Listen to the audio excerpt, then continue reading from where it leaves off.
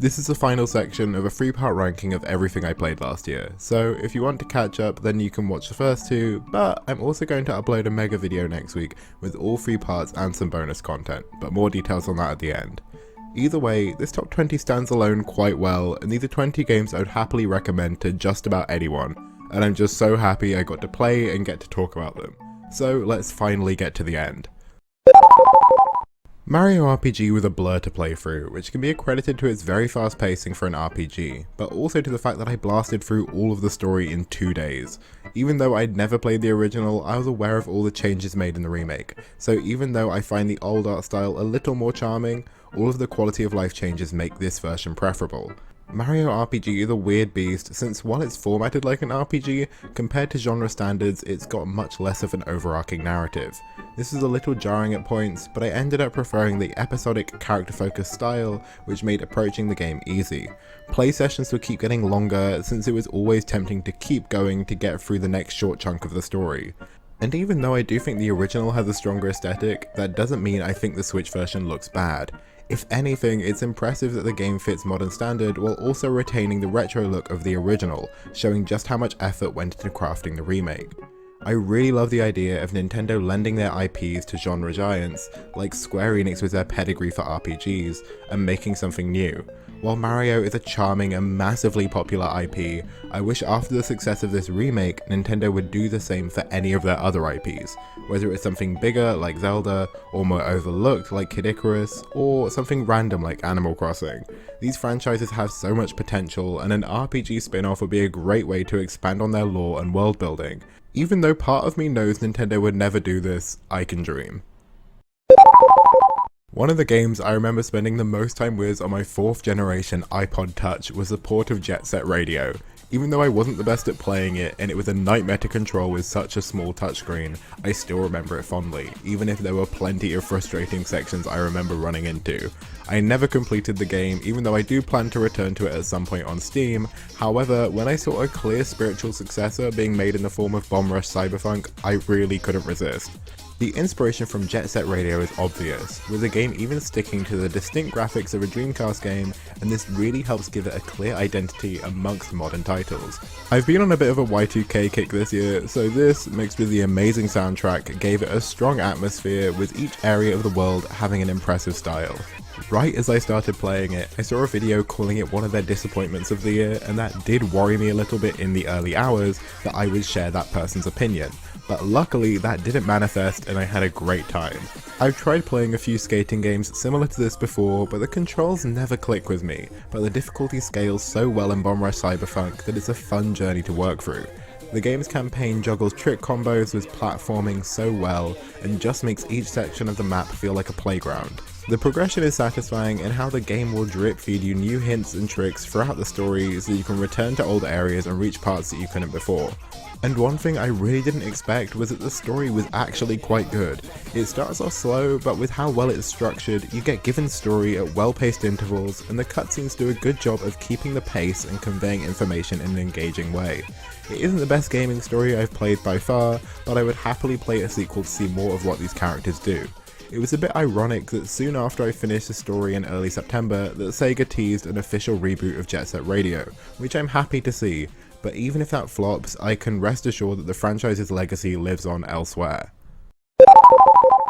I was passively excited for Eternights since it was introduced in a state of play at some point in 2022, and while I was a little mixed on it seeing how unpolished some of the visuals were, I still ended up getting it with a physical release in November, more confident after seeing how positive the reviews were. But what shifted my perspective a little before playing it was seeing how much hate it was getting from some hardcore Persona fans due to similarities. There is some clear inspiration. It uses the calendar system to track progression and pace certain events. It encourages dating one of the love interests built up through conversations and quest, similar to social links. And I guess it has an anime art style as well. But that's really where the comparisons end. It's a lot shorter, only taking 10 hours to get through, being 2 in-game months, compared to Persona 5 Royal's 100 and an in-game year.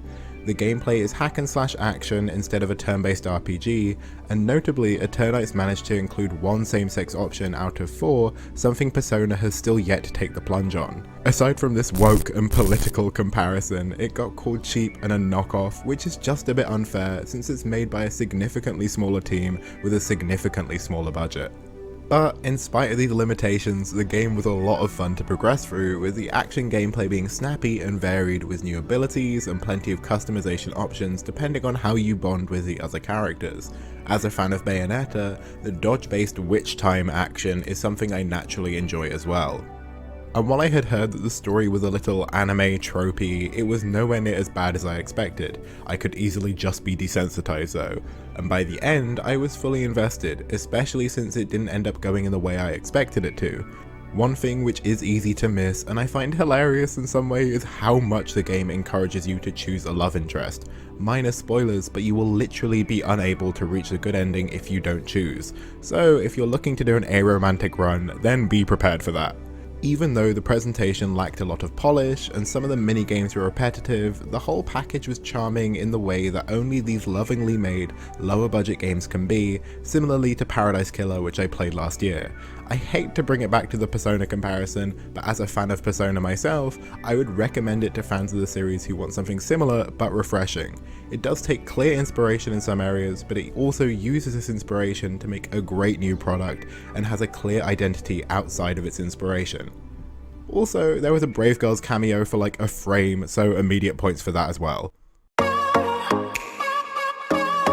Brave Girls. After skipping 3 houses, I'd checked out from Fire Emblem a little bit, and when Engage was first announced, I really just glossed over it and watched the rest of the direct unfazed.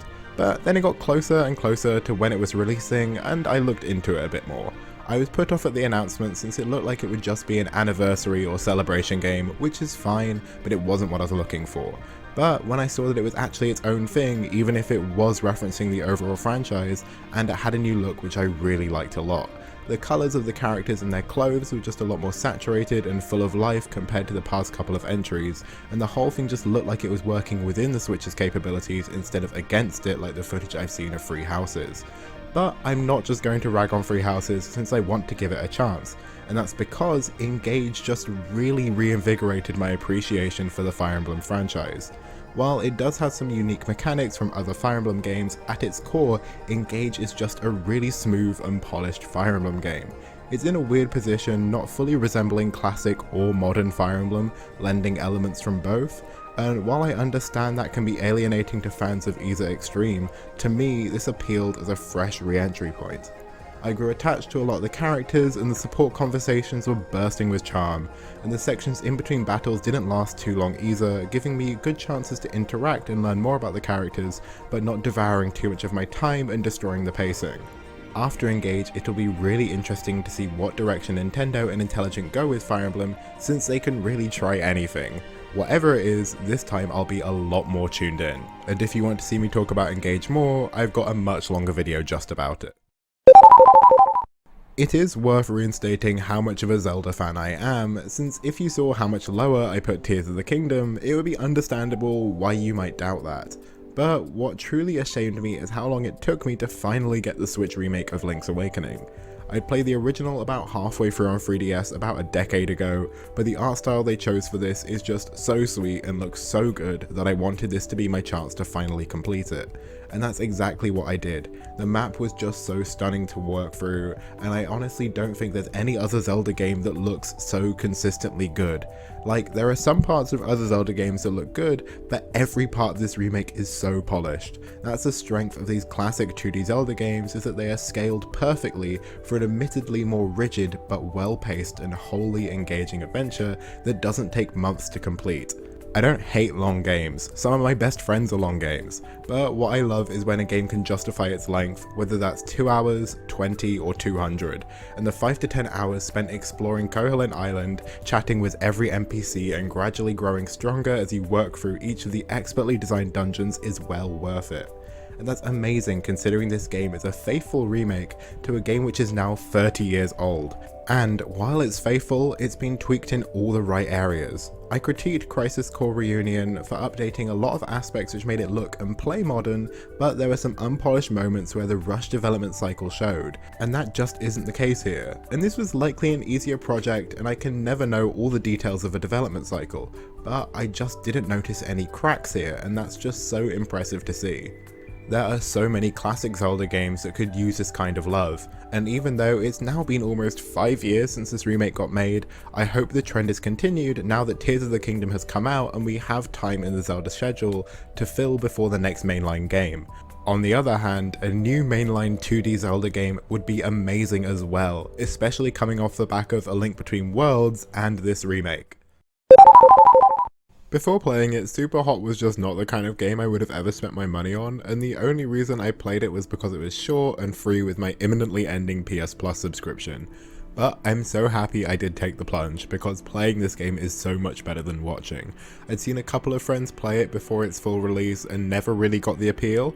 Don't be fooled, this game looks like a shooter, but in truth it's an environmental puzzle game, which is nothing like you've ever tried. If you don't know, the world and enemies and bullets and anything else only move if you do, and you have to survive and take everything else down. It's split into choreographed levels which you have to learn so you can get through unscathed, and while it's subtle, a story is being told between the lines.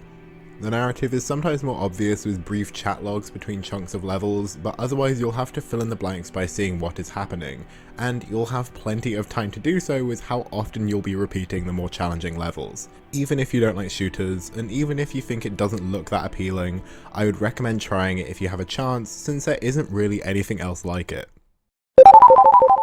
Almost in an antithesis to Super Hot, the first time I saw Cuphead in motion I knew it was the kind of thing I wanted to play, so when I snagged it bundled with the DLC in a sale, I was happy I would get the chance, and luckily for me, it didn't disappoint.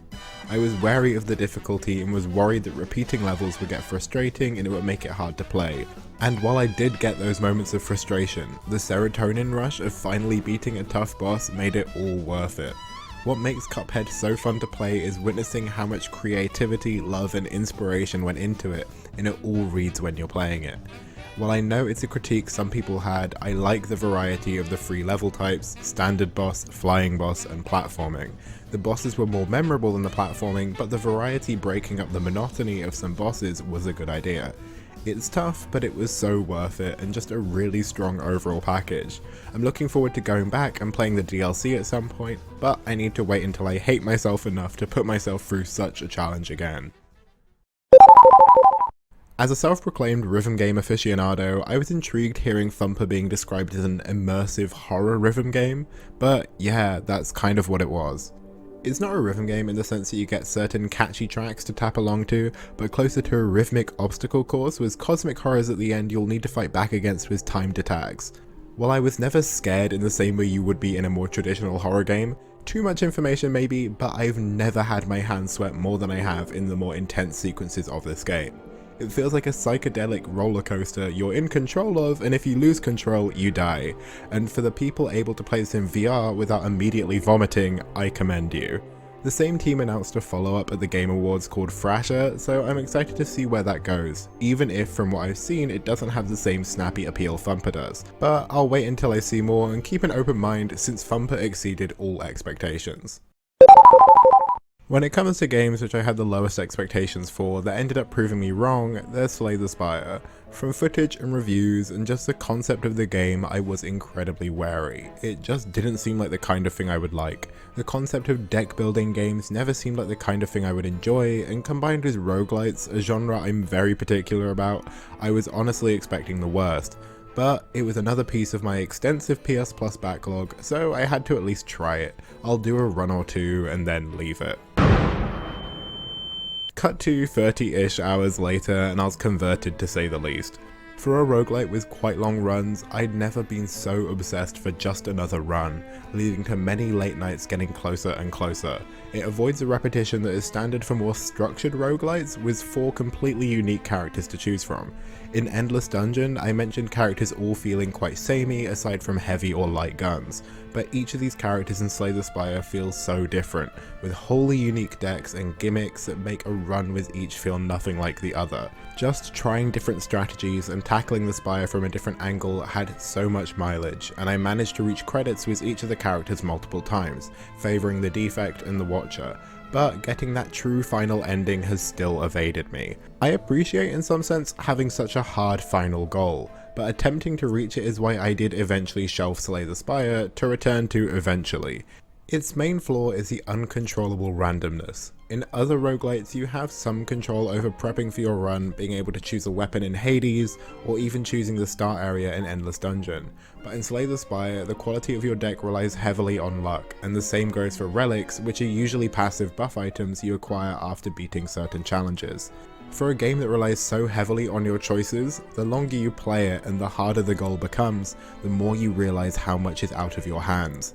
It was alright when the goal was a little more achievable, but when you're striving for something so much harder with a final ending, the randomness just becomes a bit grating, and the formulaic nature of the Spire doesn't help either. In spite of these flaws, I still had a great time with Slay the Spire, and my obsession lies deep enough that I will return to try for that true final ending, but after a break. Out of all the PS Plus games I played this year, this is also the only one I bought permanently, mainly because I found the physical copy cheap, but still I think that counts for something. And the final PS Plus backlog game of the year, and one again which I didn't expect to love as much as I did, is Toem. It's a very unassuming game with a simple presentation style, a simple core gameplay loop, and a simple premise of earning your bus ticket by completing photography challenges in each location to finally make your way to your goal. But this simplicity all comes together and just works so well. The look of the game, while incredibly minimal, is perfect for creating explorable set pieces with hidden details and secrets to find, and even though it's all monochrome, the atmosphere is set up so well with different details and perfect shading and sound design. I usually don't use in-game cameras much outside of multiplayer games, so I didn't think a photography-focused game would be that fun, but the challenges you're given in Toem are just so enjoyable, and require engaging with the well-written characters that litter each setting. And these missions aren't all that easy either, making some of them incredibly satisfying to complete. But what made Toem work so well is how it was paced. I've mentioned in a few other shorter games that I played this year, but progression is so important to how fun it feels to work for a game. In The Pathless, I lost patience so quickly because the game was asking me to do too many different things before allowing me to continue. But in Toem, the requirements are kept lower, but because of this, going overboard and doing as much as I wanted to felt great, and even though I didn't need to, I just kept playing because the settings were so fun to explore, and I genuinely wanted to help the people I found. Because I wasn't that worried about the quota I needed to hit to proceed, it never felt like a chore and I was just having a great time. Toem was an amazing experience, and this was made even better with how clear it was the game respected my time. Sometimes it feels like game developers want you to spend more time in their world because they work so hard on it and you better appreciate every little detail they put in, and this is understandable to an extent. But when a game like Toem comes along and reminds you that games are fun and you're not being held hostage playing them, that I remember why I go out of my way for games like this. I tried playing Earthbound a few years ago on the SNES Mini plug and play and got about an hour in, but then unfortunately never went back to it. But this year I fully committed to it, and it was a perfect game to break in my analog pocket. Even though this iconic RPG was originally a home console exclusive, playing it portably suited so well and made getting through the extensive adventure simple and a lot of fun. Earthbound is perhaps one of the most impactful RPGs of its era, and there are still games being inspired by it, and it's so easy to understand why when you play it. I've described games as charming so often throughout this list, and I will continue to do so, but Earthbound really is the pinnacle, with the game's writing being so well done and each corner of the world bursting with personality. The localization was so well done, with character dialogue often being hilarious. But it does worry me that Mother 3's fan translation might not live up to the standards set, but I have high hopes. One issue I can really have with adventure RPGs is towns and cities lacking in personality and actual features, and essentially just being a new shop to buy better weapons and an inn. But this was never the case in Earthbound. I still vividly remember a lot of the different areas, and it's why after finishing the game I immediately sought out, found and bought this guidebook which goes more in depth on the world and features original art and maps. The progression was fast paced and the story was fun to uncover while never taking itself too seriously. My main issues are quite minor. I wish the main cast got to interact more on screen, and a lot of them didn't get much dialogue at all after joining the party. In all its retro glory, story, the game sometimes had some arbitrary requirements for progression. With a guide, these were no problem, but I can imagine it would have been more frustrating if I didn't have this resource. But none of this is game breaking, and it didn't inhibit the amazing experience I had too much. I think it's a testament to this game's quality that it stands above 60 other games that I played this year, all of which are newer than it, and it still felt great to play.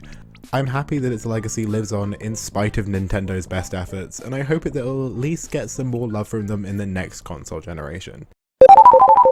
For whatever reason, I've avoided Souls-like games, mainly because I didn't want to spend my time getting frustrated, even if the games did look interesting and I felt like I was missing out on something. But after beating Cuphead, I was feeling a bit more confident, and with Lies of P releasing soon after, I was ready to finally try it out. And I was not disappointed. Lies of P has such a strong sense of style and atmosphere, and the parry-based combat system was tough, but was so fun to master and get better at. Like, yeah, it was difficult, but I don't think I've had such a strong sense of satisfaction beating a tough area or one of the harder bosses.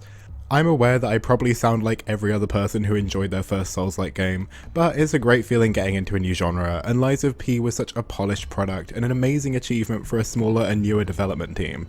It isn't a perfect game, but like a lot of the games this high up, the problems aren't that major. It's a good starting point for people looking to try out a Souls-like game, since even though it's just as hard as the others, from what I've heard at least, the story is a lot more accessible, not requiring as much extended reading and lore research.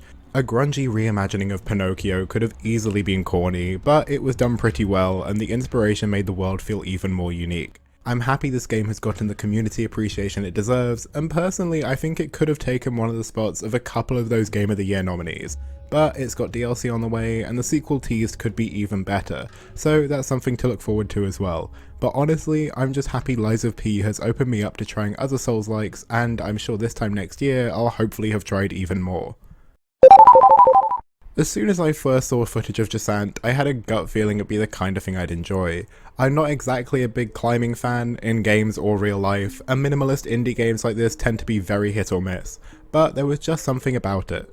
And luckily I was right. I picked it up on release day, and over the next few days had an amazing time working through its perfectly designed journey up the gargantuan mountain until I reached the final goal after 5 or so hours. The game is split into well-paced chapters, each having a distinct but cohesive feel, and the game's aesthetic shifts often enough that the simple style never wears thin, and you're instead always excited for what you're going to see next.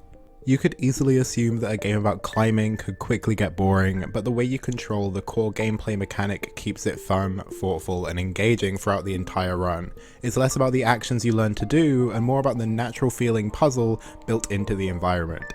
The map itself was also the perfect level of linearity for a game on this scale. I felt like I was pretty thorough, but there were still some secrets which I missed, and while there is always a path to follow onwards, you're regularly treated to areas where you can explore and find hidden details. And I've bitched about some games not being able to pull off minimalist storytelling well earlier on the list, but Jusant just gets it right, with cinematic moments giving you the feeling of what's going on, combined with notes and letters that you can find which fill you in on the specifics without breaking immersion, instead making the world feel more real and lived in.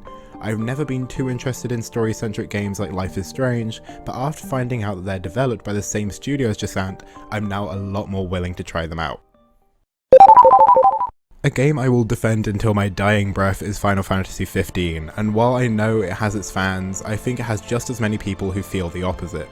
It was a weird introduction to Final Fantasy, since I was aware going in it was a departure from anything else the series had tried before, gameplay-wise at least. So when I saw that Final Fantasy XVI was going to be another departure from series tradition, but also a far cry from what 15 went for as well, I was skeptical but still excited. It wasn't perfect, but Final Fantasy XVI was one of the most engrossing adventures and narratives I've experienced in gaming, and that can be attributed to the effort they put into accessible storytelling. In big, lore-heavy gaming stories, it can be easy to get lost. You could be trying hard, but once you miss a definition of one new word or zone out for 10 seconds in the wrong cutscene, then all of a sudden by the end of the game you're completely lost and don't really have a clue what's going on. 16 acknowledges how common this is and puts in multiple features that make the narrative easier to follow without dumbing itself down, and it's not just walls of text you find in an obscure menu. On top of the character relationship timeline, there's a visualized international relationship timeline and an evolving library of definitions and lore that ties into cutscenes, so whenever you pause a cutscene, relevant information is accessible to read so you can catch yourself up. All of this combined to make a story which I could stay fully engaged with and wanted to keep going so I could find out what was going to happen next. Usually a story that takes itself as seriously as 16's does would alienate me, especially compared to 15, which made sure to sprinkle in light-hearted moments more often, but because it's committed to the narrative, it worked. It also helped that Dion's narrative was being told as a relatively consistent subplot for the last 2/3 of the game, and that was likely the best part of the story, at least in my opinion, but that deserves its own video.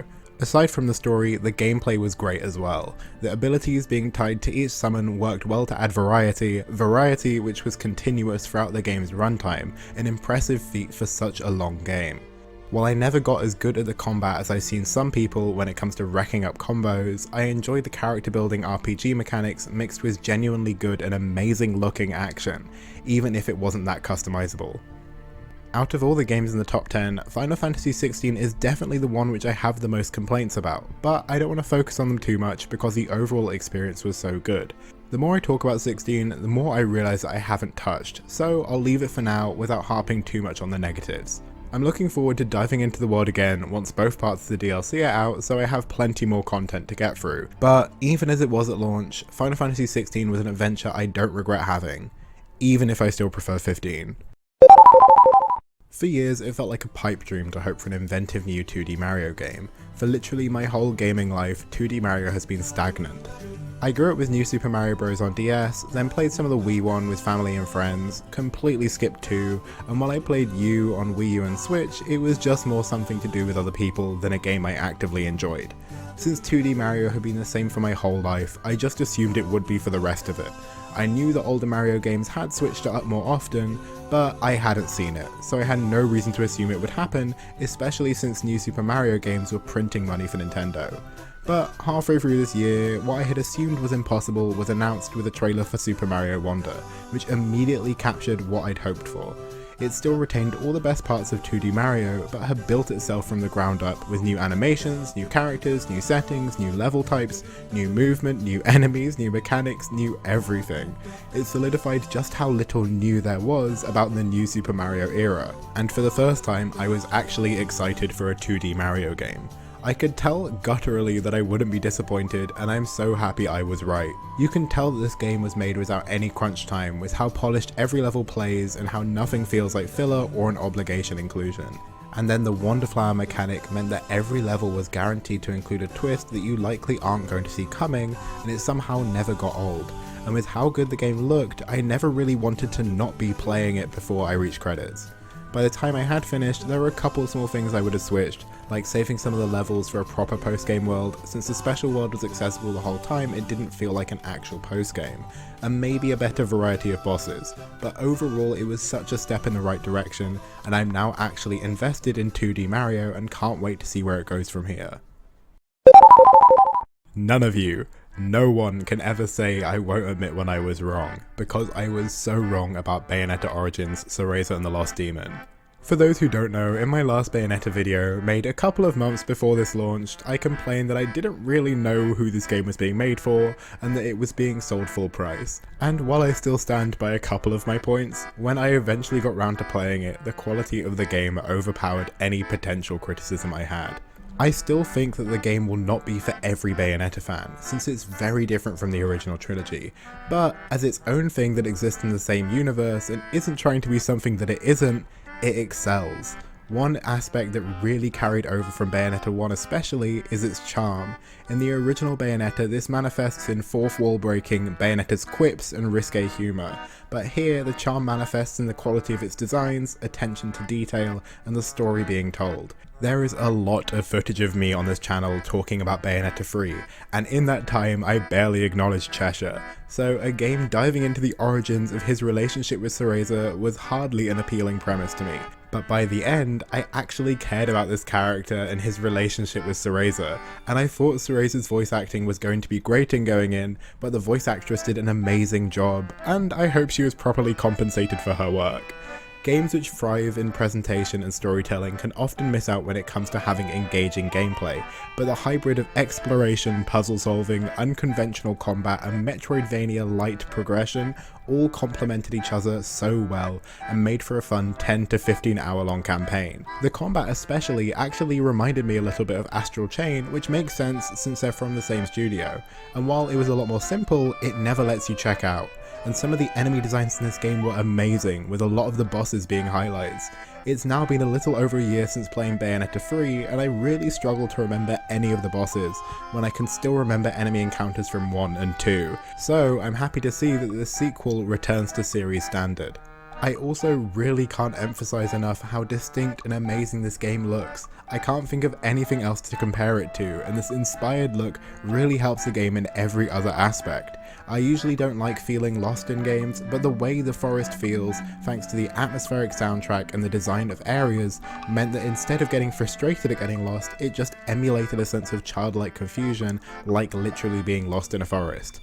There is still so much I have to say about Cereza and the Lost Demon, especially in terms of its place in the Bayonetta series, but I'm saving that for its own video. I've never been more happy to be proven wrong, and I can't wait to see where Bayonetta goes next.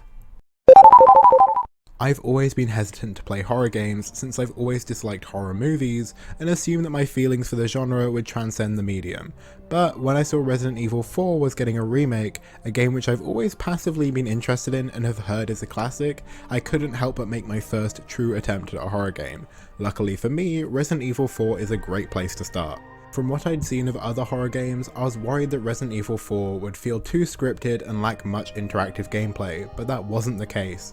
The gunplay was responsive, and the way this combined with simple survival mechanics worked really well, and while the story and progression was linear, that wasn't an issue since the story was engaging and the environments were all detailed and looked amazing. I also didn't expect to enjoy the cast of characters so much in a game like this, but Ada, Ashley, Louis, and of course Leon are all characterized so well, and I was invested in what would happen to them. This is also what led me and the friends I played with to return to the other remakes, and while I didn't enjoy 2 or 3 as much, I'm still happy that they had a lot of what made 4 so enjoyable. I mentioned both in the previous part, and 2 would definitely have been in the top 20 if it weren't for how it handled the double playthrough. Playing it in a group of 3 also felt ideal for the level of challenge we experienced, meaning we could all stay involved and engaged while not getting fatigued by constantly playing such an overbearing game for long stretches. For me, it was the ideal way to play, and while I'm tempted to replay solo at some point, this worked really well for us. This did mean that we were playing it on console, which was great, but my only regret is not playing on PC. I missed out on Tramp Stamp Leon, and I think that's a real horror here. I never really knew that much about Death Stranding, except that some people thought it was just an overrated walking sim, and also Norman Reedus is carrying a baby in an orange thing. But in a moment of curiosity, I actually looked up what this was about in more detail, and once I heard it was a post-apocalyptic delivery simulator, my interest was piqued. So I picked up the director's cut and gave it a go. I didn't consciously become obsessed with Death Stranding, but all of a sudden I just couldn't really stop playing. The story was just the right kind of weird for me, and the presentation was stunning, with a mix of detailed nature, sci-fi tech, and inky, indescribable horror gave it a unique visual identity. But what really got me was the gameplay. I can't even really disagree and say that this isn't a walking simulator because you will be doing a lot of walking. But over time you'll unlock more options to make the gradually more treacherous routes more manageable, and the way you interact with the world becomes a slow strategic puzzle that every player will tackle differently. Every detail of the map felt intentionally designed, and I never got tired of exploring new areas, and even after spending hours in the game and finishing it, I still know that there are some areas I haven't got to. It's a game with a lot more depth than I think people give it credit for, and while it won't be for everyone, you'll have engaging experiences playing it that you wouldn't get anywhere else. Everything intertwined so well to make an experience I still remember fondly. The story also could have easily been super dour and depressing, and while it did feel like that sometimes, small moments of levity peeked through to let you know that while this game does take itself seriously, it can still have its goofy, self-aware moments. I'm hesitantly excited for the sequel. While I would be happy to play something similar, I'm almost expecting it to be something completely different. But even if the Death Stranding universe was left at just one game, it wouldn't change how much fun I had playing it. While it just misses out on topping this list, my favourite game which released this year is Hi-Fi Rush. When this game launched out of nowhere near the start of the year, I was initially disappointed to see that it was a console exclusive for Xbox, since a rhythm action game with this kind of art style is almost tailor-made for me. But when I saw it was on PC as well, I didn't hesitate for a moment to start playing. As soon as you start and get to grip with the controls, everything immediately clicks and you know you'll be in for a fun ride. And that is what I appreciate. This game is so committed to being fun throughout its entire run. The bright, saturated 2000s cartoonesque look of the games makes you feel like you're playing an episode of Totally Spies or Martin Mystery, and while the action gameplay never gets too complex, the way your skill relies on your rhythm makes it a unique experience to master. And the narrative is nothing original, but it is told so well, with such lovable characters that you can't help but get invested. While it was rumoured that this game underperformed, this has been set straight by Microsoft calling it a breakout hit.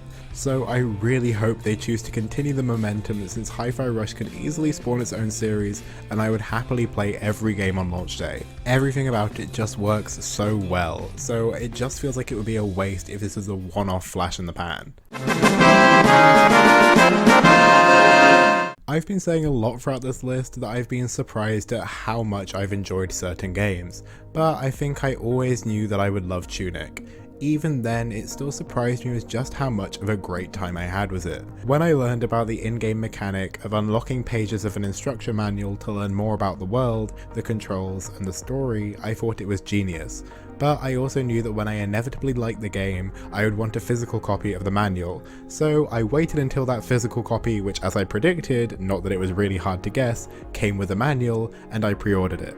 Before I gush about the game itself, I want to quickly commend Fangamer for how well they did with the physical release, since for a standard edition it came with so many cool extras as well as a manual, and it all looks amazing. Aside from this, the game itself was just so well done.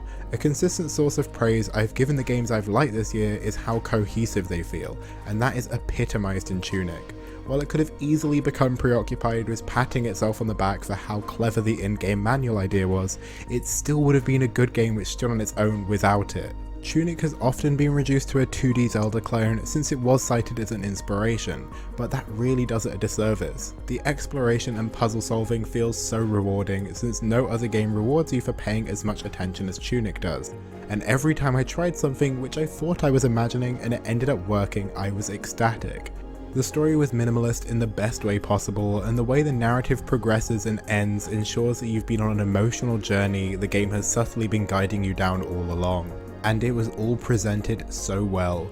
The world itself has an intentionally slightly unpolished look that could easily look bad with a more incompetent design team, but it's stylized so well to feel immersive, and that's combined with the captivating artwork you get sprinkled throughout the manual, which brings the game's setting to life. And add on to that the vaporwave-esque relaxing soundtrack which complements it all so well. Everything here just works. Because Tunic doesn't hold your hand, I don't think everyone will love it, but I think those who do get past any initial confusion will have a great time.